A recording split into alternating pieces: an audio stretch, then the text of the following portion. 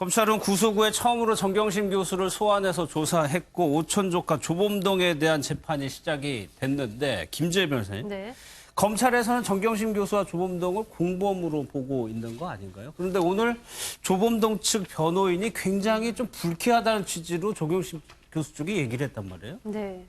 이게 그러니까 죄수의 딜레마가 시작이 된 그렇죠. 겁니다. 예, 네. 두 사람을 지금 공범으로 그렇게 지금 몰아가고 있는데 이 상황에서 누구의 책임이 더 큰가? 네. 이거와 관련해서 정경심 교수 쪽은 계속해서 조범동에게 속았다라는 피해자라는 얘기잖아요. 그런 입장을 유지하고 있으면 아무래도 조범동 입장에서는 이거 내가 다 뒤집어 쓰는 것 아니야? 이런 생각을 할 수밖에 없는 것이죠. 그러면 조범동도 자신의 죄를 가볍게 하기 위해서는 어떻게 해서든 정경심 교수에게 일부의 혐의나 어떤 범행의 주도권을 미뤄야 한다라는 네. 생각을 당연히 가지게 될 것이고요. 그러면 결과적으로는 처음에는 구속되거나 이러기 전에 잘 모의를 해서 우리 네. 같이 이렇게 헤쳐나가자라고 했다고 하더라도 깨진다는 그게 거죠. 나중에 이게 결국 이렇게 구속된 상태에서 따로따로 수사를 받다 보면은 서로에게 떠넘기는 상황이 그냥 비일비재하게 발생을 하게 되는데 조범동 씨와 정경심 씨 사이에서도 벌써 그런 조짐이 보이는 것 아닌가라는 네. 생각을 하게 됩니다. 박 의원님, 그러면은 검찰 입장에서는 저거를 물고 약점으로 해가지고 치고 들어가면 되는 거잖아요. 이제 보통 사실 영업 비밀인데 이제 검찰이 의도를 했든 안 했든 네. 어떤 관련자들이 공범이든 또는 공범은 아니지만 어떤 같은 관련자든 간에 이제 조사를 격리해서 신문을 하지 않습니까? 조사를 하게 되죠. 그러면은 사람의 인지상정이죠. 아까 우리 김 변호사님이 적절하게 지적한 것처럼 전형적인 죄수들의 딜레마 현상으로 빠져들 수밖에 없다. 사람들의 인지상정이라고 보고 저는 개인적으로는 제가 이제 검사 출신이기 때문에 누가 이 사건의 이득의 귀속처가 누구냐? 이득의 귀속처가 그리고 어떤 주요한 의사결정을 누가 과연 하고 그 배후에 누가 있었느냐를 보면은 사실은 제가 수사 검사는 아니지만 여태까지 드러난 것을 보면은 결국 이 사건의 주인공은 조국 전 장관의 부인 정경심 그리고 이제 오촌 그분은 어떻게 보면 보조인 아니겠습니까? 그런 측면에서 이해를 하는 것이 자연스럽지 않을까 그런 느낌을 가지고 있습니다. 현 상황에서는 저는 그렇게 보는 거는 좀 약간 예단이라고 보는 게요. 조범동의 공소장을 읽어보면 정경심 교수가 주도적으로 했을 것 같지 않은 정황이 굉장히 많이 보여요. 대신에 처음에 주도적으로 하지 않다가 WFM에서 이익이 안 나면서 거기에 휘말려 들어가는 그 정황 같은 게 좀 보이거든요. 그렇기 때문에 WFM 관련해서 뭐가 있을 수도 있는 부분이 거기에서 보이긴 하지만 전체로 놓고 보면은 되게 한 부분에만 굉장히 밀접하게 이게 이야기가 전개가 되거든요. 그렇기 때문에 지금 주가 정경심 교수다라고 얘기하는 건 너무 예단인 것 같습니다. 일단 공범 정도로 검찰에서는 보고 있는 것 같으니까 어떤 무게중을 두는 것 같지는 않고. 근데 구속영장 발부 관련해가지고 통화 녹취 파일을 검찰이 심사 때 공개했다.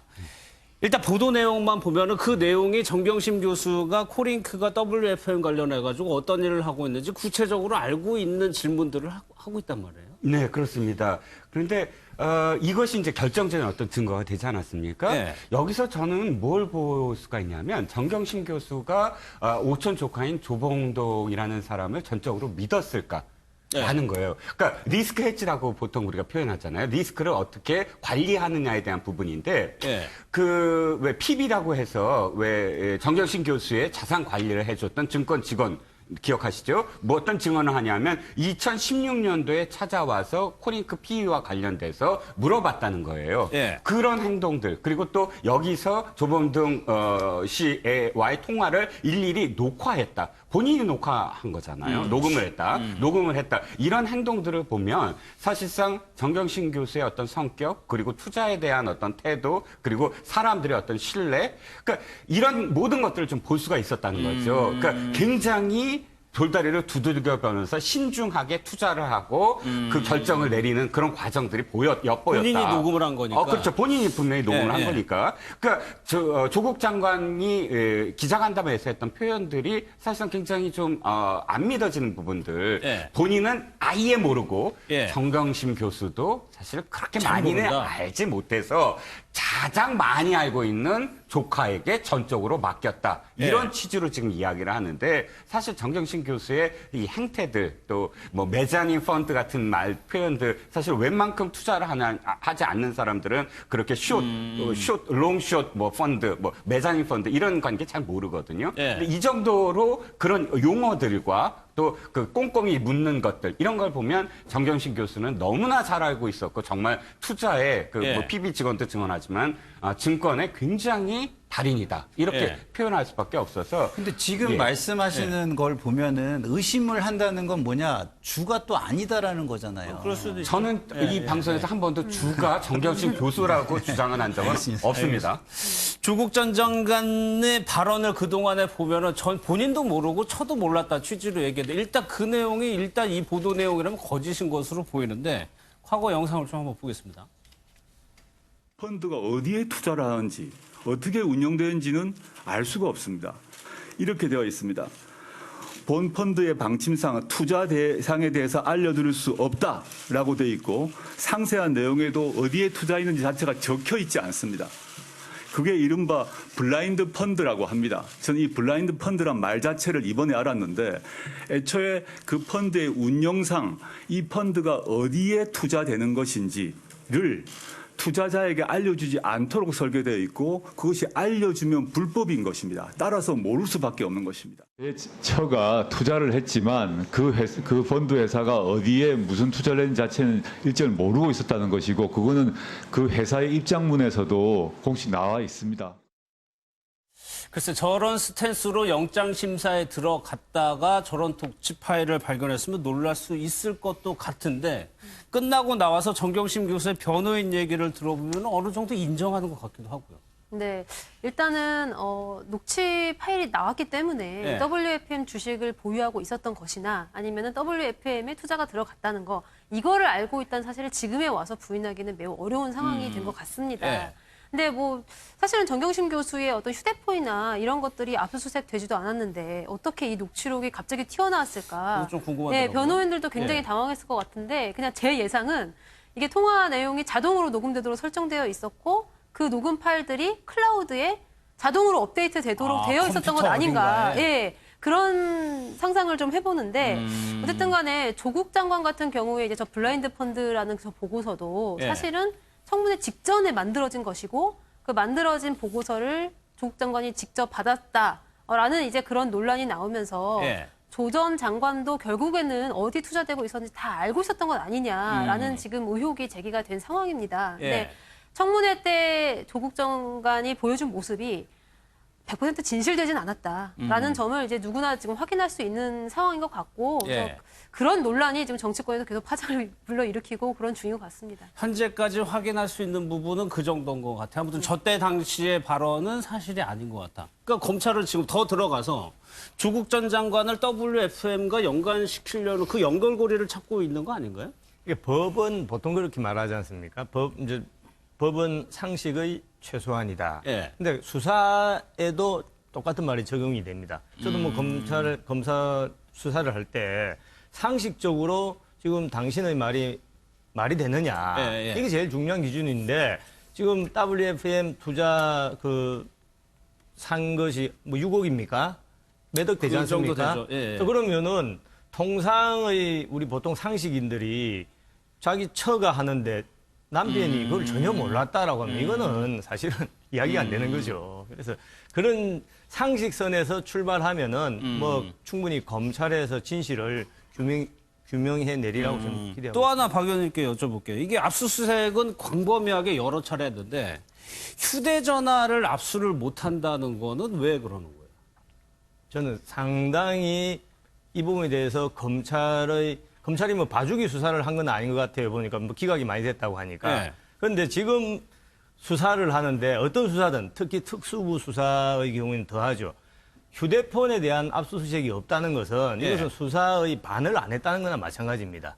휴대폰에 대한 압수수색과 계좌 추적은 필수 불가결한 수사의 그렇겠죠. 방법입니다. 왜냐하면은 휴대폰 압수수색하는 게 단지 휴대폰의 실물을 압수수색하는 것이 아니라 그 휴대폰의 통신 내역이다 또는 누구와 통화를 했냐 네. 또 거기 위치가 다 기록이 되어 있습니다. 시간과 장소. 그러니까 이것은 특수수사의 가장 필요 최소한의 하나만 하라고 하면은 휴대폰 압수수색을 하나만 해야 하라면 돼요. 그걸 하겠다. 그렇죠. 그 정도로 중요한 건데 저 깜짝 놀랐어요. 왜 이 사건에서는 유독 뭐 피의자의 사생활이 중요하다 해서 휴대폰을 압수수색 안 한 것이 예. 참 여러 가지로 나중에 수사의 어떤 공정성 시비가 붙을 때도 큰 문제가 될 겁니다. 근데 그 말을 돌려서 들으면 김재현 변호사님 네. 휴대전화가 없이도 구속을 시켰다는 얘기가 되는 거잖아요. 네. 근데 그게 제가 아까 말했듯이 굉장히 우연히 그런 어플리케이션 있잖아요. 바로 네. 녹음되도록 자동 녹음되고 그것을 저장하도록 만드는 그런 장치가 있었기 때문에 검찰이 그 증거를 확보를 한 것이 한 측면이 있어요. 굉장히 결정적인 그리고 단서가 됐던 것이죠. 근데 그렇게 치면 지금 현재 그 피해자들의 휴대폰을 압수수색할 필요성이 매우 높습니다. 왜냐하면은 이거 그동안 그 공범들 간의 대화가 전부 녹음되어 있었다라는 것이잖아요. 예, 예. 그렇다고 치면 지금이라도 통신 수색을 해서 예, 그 구체적인 정황을 밝힐 필요가 있다라는 것이고 예. 지금 조 전 장관의 계좌에서 돈이 나간 정황이 있기 때문에 이 부분에 대해서도 수사가 필요한데 예. 예를 들면은 그러니까 요즘에는 인터넷 뱅킹이라든지 아니면은 폰 뱅킹을 쓰면 어디서 누가 어떻게 접속했는지가 다 떠요.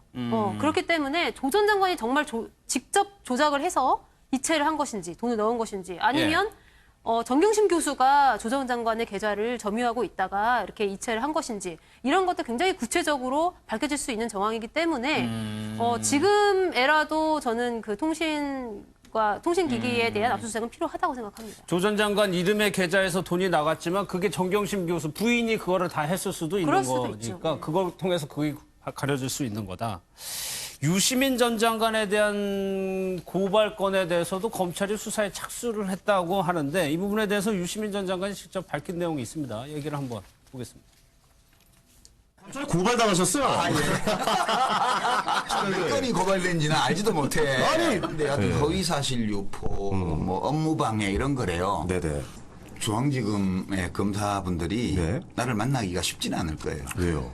왜냐면 나는 부른다고 해서 무조건 가는 사람은 아니거든. 내가 갈 만한 일인가 생각해보고 그래 이거는 가서 조사를 받아야 될 일이네. 네네. 그러면 가지 시민으로서 검찰이 출석을 요구할 권리가 있죠. 그렇죠. 검사들은 이리 와보시오 하고 요구서를 보낼 이리 오시오. 권리가 있어요. 예. 근데 저는 또 나 가기 싫어 라고 말할 권리가 또 있어요. 헌법에 따라서. 그렇군요. 그리고 그렇다고 해서 검사들이 나를 막 데리고 갈 수가 없어요. 그럴 권리는 없어요. 네네. 그럼 그래도 검사가 나를 꼭 데리고 가야 돼. 그러면 법원에 체포영장을 청구해야만 돼요. 네네. 이렇게 읽어보고 그래 한번 조사는 해야 되겠네. 그러면 체포영장을 발부를 해줄 거 아니에요. 그러면 검사들이 저한테 문자 메시지를 보내주면 돼요. 체포영장이 발부되었습니다. 그럼 내가 바로 가지 중앙지검으로. 그럼 시민단체 한국당 여러 곳에서 고발을 당해서 배당이 되고 착수가 됐다는데 김필원, 저 얘기는 유시민 이사장은 체포영장이 나오기 전까지는 걸어서 안 간다는 얘기잖아요. 아, 그렇죠. 제가 봐도 시민단체가 고발을 했으면 저 같아도 안 갈 것 같아요. 왜냐면 그 뭐 명예를 훼손당한 당사자가 했으면은 뭐 갔을 텐데 시민단체는 명예훼손을 당한 당사자는 아니잖아요. 뭐 검찰이 고발을 한 것도 아니고 그렇기 때문에 저 같아도 안 갈 것 같고. 근데 이제 단 그런 건 있다 그래요. 뭐 최성해 총장 관련한 건도 뭐 있다고 그거는 하니까. 한국당에서 고발한 것 같아요. 그것도 있다고 예. 하니까 그 건은 뭐 부르면은 증거 인멸과 관련된 거니까 좀 안 예. 가기 어려울 건데 지금 저 얘기는 업무 방해하고 명예훼손만 가지고 이야기를 한 거니까 제가 웬간해서 유시민 이사장의 발언을 그 우호적으로 얘기를 한 적이 없는 사람인데 예. 저거는 뭐 할 수 있는 이야기를 했다. 저는 이렇게 예. 생각합니다. 그런데 이제 한국당에서 고발한 거는 증거 인멸, 강요 뭐 이런 것도. 근데 여기서 또 한 번 여쭤볼게요. 나경원 원내대표에 대해서도 고발 많이 됐거든요. 그런데 그건 아직 배당이 안 됐다고 하는데 이거는 바로 배당이 돼서 착수했다. 이거는 검찰에서 어떤 걸 기준으로 해가지고 정하는 아니 뭐 나경원 대표에 대한 사건 제가 정확히는 모르겠습니다만은 배당은 반드시 되죠. 배당은 되고 그 배당이 이루어진 뒤에 네. 수사가 개시되느냐 안 되느냐 그거는 이제 수사 검사가 판단할 몫인데 저는 우선 이제 유시민 뭐 명예훼손이나 허위사실 유포다 뭐 저런 부분에 대해서 그 검찰 안에 이제 형사부가 있고 공안부가 있고 이번에 이름이 바뀌었지 않습니까? 특수부에서 예. 반부패 반부패 수사부로. 반부패 수사부 이제 과거의 특수부죠. 거기에 배당이 됐다라고 하는 것은 좀 저도 검찰 출신이지만 좀 의아하다. 왜 그런가 하면은 특수부라는 것은 결국 부정부패 척결입니다. 예. 돈 문제가 있는 것이죠. 고위 인사가 뇌물을 받았다든지 이런 게 핵심이죠. 그런데 지금 유시민 작가의 저런 이제 피의 사실은 예. 물론 저도 상당히 안 좋게 생각을 하죠. 뭐 검찰 쿠데타다, 윤석열의 난이다, 막 자기 그냥 뭐 여러 가지로 생각나는 대로 그 이야기를 해서 예. 공개석상에서 특정인의 명예를 훼손했다. 이제 이런 거는 잘못된 건데 그런 걸 수사를 하려면 형사부에서 해야죠.